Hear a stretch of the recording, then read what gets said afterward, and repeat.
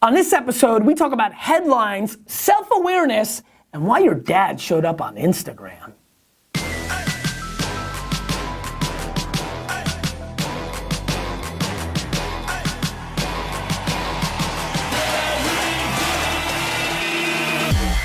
ask questions, and I answer them. This is the Ask Gary Vee Show. Hey everybody, this is Gary Vaynerchuk, and this is episode 102 of the Ask Gary Vee Show. So last night was a long night. I got some 4 dinners and an after party business networking. Got home at 4:15 in the morning, so a little bit more tired than normal. Happy Memorial Day, everybody in the US, and happy weekend to everybody outside the US. India, let's get into the show. I love that part for some reason. It's like my favorite part of the show. It's like literally, it's gonna eventually be like, oh, I'm gonna just start coming up with different.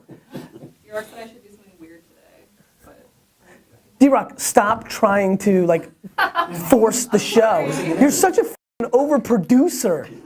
All right, India, let's get into the show. Lyndon wants to know, what kind of headlines attract you on social media?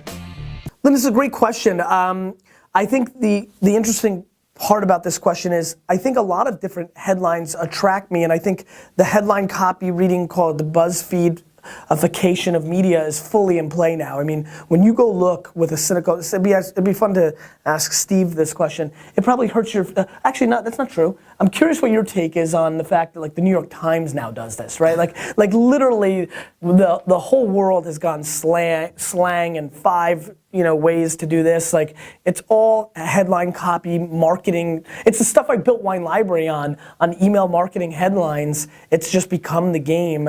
I'm not quite sure exactly what's grabbing my attention. Usually it's around the subject matter.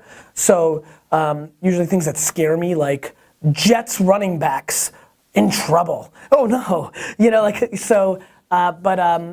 I'm not sure, but the reason I wanted to answer the question is because I think it's very important for everybody who's watching the show. I know a lot of people here are go-getters, entrepreneurs, and do-gooders, whether you're trying to raise money for your charity or whether you're trying to sell a boot for the winter. You need to really think about the copy on everything you put out. It is an absolute variable to success. You can follow all the structural advice that I'm giving you, but when you get to writing the copy on a Facebook dark post or a Pinterest post or on Twitter, if you're not good at that, if you're not good at grabbing someone's attention, you're in big trouble. And so I'm not sure what's grabbing my attention, but I know that the person behind writing it is doing a good job. That's how you answer the question without answering the question by bringing value to your audience, not by dodging, Steve. What if I dodge? No, your laugh was like, nah. All right, let's go. Bruce asks, why is Twitter so much like a wall in a public bathroom? Bruce, this is a tremendous question. I think I would argue that it's not. I would argue that secret was more like a public bathroom because you don't know who wrote it. And I think that what's scarier probably by your rant is that people are actually putting their faces behind these comments that you think are so lame or interesting or aggressive or however you're positioning it. So I would argue that they're not. I think that Twitter's much more like, a cocktail party where people are just making statements or a gathering of friends or, less of the bathroom stall. To me, that's secret and all the other anonymous, yik yak and all the other anonymous plays. That's more the psychology. You write something that nobody can attribute to you. Bathroom business jargon. from tagline. People say in business and bathroom. It's gonna be one of the great black and white episodes of the Ask Gary Vee Show. You guys are loving this, right? All right. Tagline Tom wants to know, what are some easy ways to become more self-aware?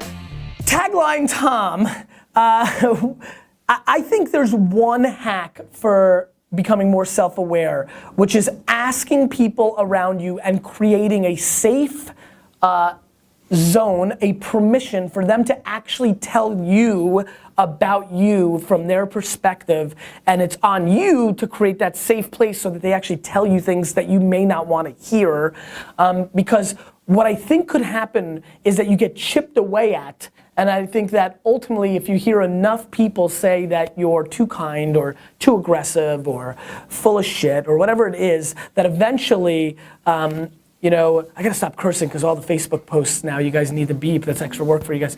I like how you guys are. You know, I think that that's the one place. That's the only hack I know. I don't think there's any other move. I think it's about getting people to tell you about yourself in safe environments, be aggressive about that, really seek out that feedback, and then be man enough, woman enough to eat it. Really. And the way you get more of it is when a friend of you says, I think you're a little full of crap. You know, you don't end that relationship, you triple down on that relationship because they're giving it to you. And that's, if you really want self-awareness, you need to wildly, if you want to hack self-awareness, I actually think it's predicated on having thick skin. I think that is why, I really think so much of what I pull off is predicated on how thick my skin is. My skin is thick. You know, I just can handle it. I just can. I hate it. I hate it.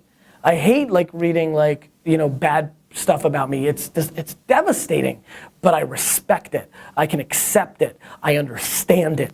And I try to use it as something that I go on the offense with going forward. And so they're learning moments. And so, you know, if you could get over yourself, right? If, you know, and the funny thing is, like, I don't know, I feel like I'm so self-aware, I'm not sure if, I think, but I, you know, even people that I think are not self-aware around me, it's funny to me how self-aware they really are. It's just, you don't let your brain accept your shortcomings. The self-awareness video. This would be a good time to click it up. If you haven't seen this is some of the best work. Who is this? This was D-Rock or Stefan? Stefan, this is great. This was great. This was great. Show him. This was great. Show him. Show him. Great. Watch the video. Link it up and like show a little still. You know what? D-Rock, edit in like a little, I want 13 seconds of it. Your choice, go. This is a word that is rarely talked about in our space that I want to start building more attention for. Self-awareness. I want to deliver on this message so much. I would create a test or a drug that allowed people to become self-aware. One potion inject, not hustle, not smart, self-awareness. I don't fear being self-aware. All right, let's keep going. Stephanie asks, like, why is my dad following me on Instagram? Like, no, that's unacceptable. Stephanie, I have bad news. Every social network that you go to try to get away from Pops, when they hit scale, Pops is gonna show up. Hey, Stephanie, it's your dad. This knick-knack thing is real cool. That's what's gonna always happen for the rest of your life. And by the way, let me get a little bit deeper on that. Steve, you were about to say something. I was just gonna say, no, it's something for the end of the show. Hold it. Do to the it. end of the show. Do it. Ruin the end of the show. We're on Spotify. What do you mean? Excited? I'm excited. We're on Spotify. The Ask Gary Vee show. It's on Spotify? I sent you 4 emails yesterday. Guess it was a busy day. That is cool. Yeah, it's We're on, great. see, it was a black and white announcement. This is a black and white announcement. We're on Spotify. This was not a color announcement. This was a black and white announcement. We're on Spotify. Dad's on Spotify too. And Stephanie, going back to you and the entire Vayner Nation, soon you'll be a part of it, Stephanie. Yes, you will. You know, I know it was weird that creep Alex hit you up that somebody answered your question on Twitter randomly. I love this whole thing. Making Alex the creepy guy is so fun for me. Look, that's what just happens, right? It happened with Facebook. It's happening right now with Instagram. The youth establishes these new kind of community centers for our society, and then everybody follows. And that's a very interesting dynamic because I think that's the reverse of the way human nature has been for a very long time. And so I think that the youth culture of our society is now establishing the main community centers, not the hot new club. That's different. This is the out and out community centers of our society is going to have very massive long-term effects on us as humans. I think that's why we're living through a youthification that I talk a lot about, and so that's why it's happening. Stephanie. Johannes asks, how do you balance speed, hustle, and patience? Johannes is such a great name. I really like that. It's like Johan and Pocahontas. What? No, seriously. I mean, yeah. Johan. I wasn't thinking that. You weren't thinking that? That's what I was thinking.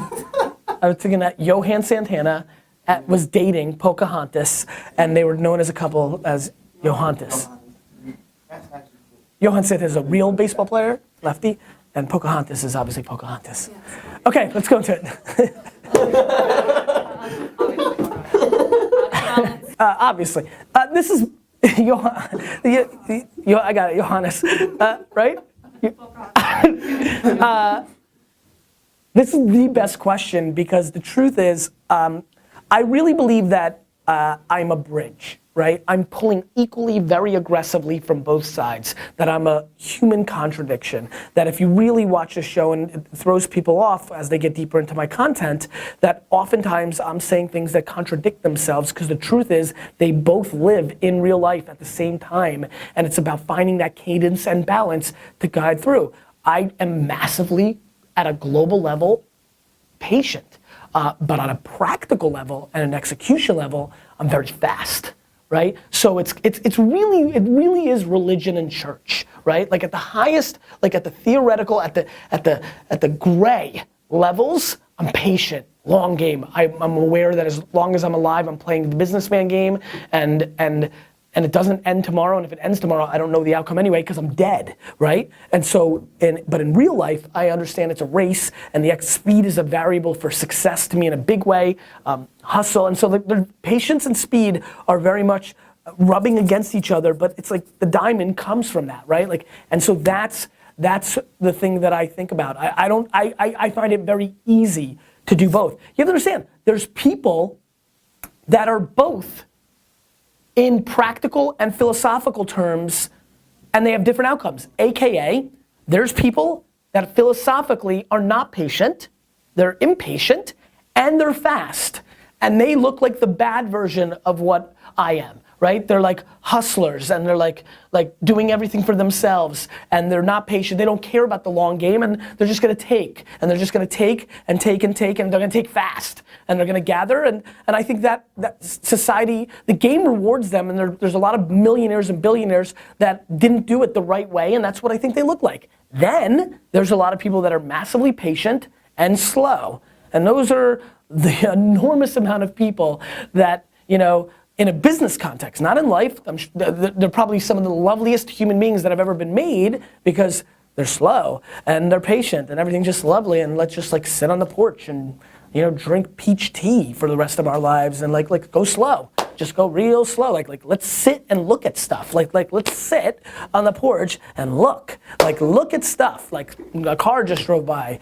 Great. Like, I mean, like that, you know, is not interesting to me either. And so that exists. So I actually think what I do exists a lot. I think it's the likable, you know, aggressive person, and that's, you know, they're out there, and there's a lot of winners that are good people. I really think that, and I think if you look at my analogies, the speed part is really valuable, right? Like if you're speedy and selfish and impatient, you know. I think the other thing about the lack of patience and fast, you don't have to be a bad person. I think it leads to mistakes, right? That's another variable layer here. You know, it's funny that my brain went that first narrative. Here's a second narrative. You're going fast, you're not patient, so you rush the outcome and you leave money on the table. You sold the company too soon. You weren't as profitable as you could have been because you missed things because you didn't see it because you weren't tactful. And so, you know, I think it has essence of strategy. You know, somebody once said to me about Vayner, Gary, you guys are so interesting. He was trying to zing me a little bit that we weren't strategic enough. He said, you're so interesting, but he's like, when you get into the house, I feel like a lot of times you guys just run through the glass window instead of opening the door. Like, it was a funny analogy. And then I looked at him and said, yeah, but we're gonna own all the homes. I guess that's a good way to end it. Cool. Question of the day.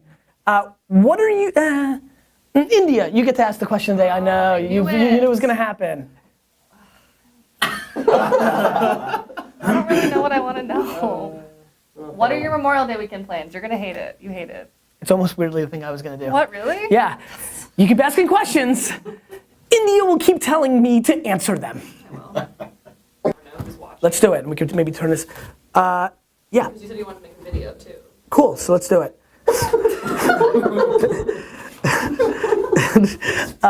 You can't have nice things.